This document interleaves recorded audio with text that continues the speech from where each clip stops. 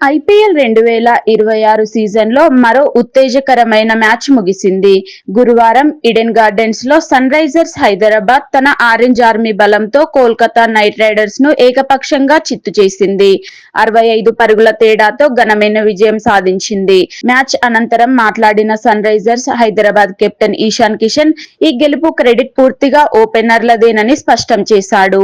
ఓపెనర్లు Abhishek Sharma, Travis Head విధ్వంసకర batting తోనే మేము ఈ మ్యాచ్ గెలిచామని ఇషాన్ కిషన్ చెప్పుకొచ్చారు. వారి దూకుడైన ఆరంభం కారణంగా ఇతర బ్యాటర్లకు పని చాలా సులువైందని అన్నాడు.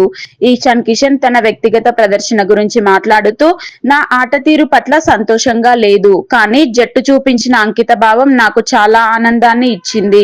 నేను కోరుకున్నట్లు ప్రతి ఒక్కరూ రాణించారని చెప్పాడు.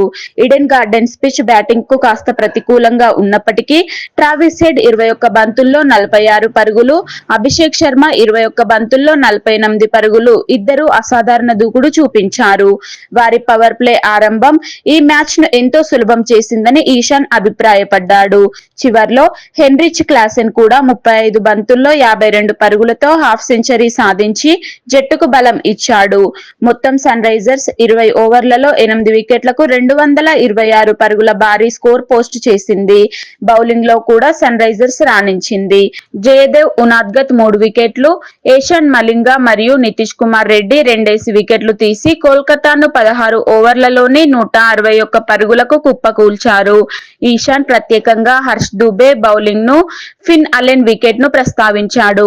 శివాంగ్ కుమార్ బౌలింగ్ గురించి కూడా మెచ్చుకున్నాడు. రింకు సింగ్ లాంటి ఆటగాడికి ధైర్యంగా బౌలింగ్ చేయడం అద్భుతమని అన్నాడు. అయితే ఇషాన్ కిషన్ జట్టు మెరుగుపరుచుకోవాల్సిన అంశాలను కూడా స్పష్టం చేసింది. ఫీల్డింగ్ లో ఇంకా మెరుగుపడాలి. ఎక్స్ట్రాల రూపంలో 20 పరుగులు ఇవ్వడం సరికాదు. ఈ విషయాల్లో మేము ప్రతి మ్యాచ్ లో నేర్చుకుంటున్నామని చెప్పాడు. మొత్తం మీద ఇది సన్ రైజర్స్ హైదరాబాద్ కు గొప్ప టీం విజయం. ఓపెనర్ల దూకుడు, మిడిల్ ఆర్డర్ స్థిరత్వం, బౌలర్ల దీక్ష అన్నీ కలిసి వచ్చిన మ్యాచ్ ఇది.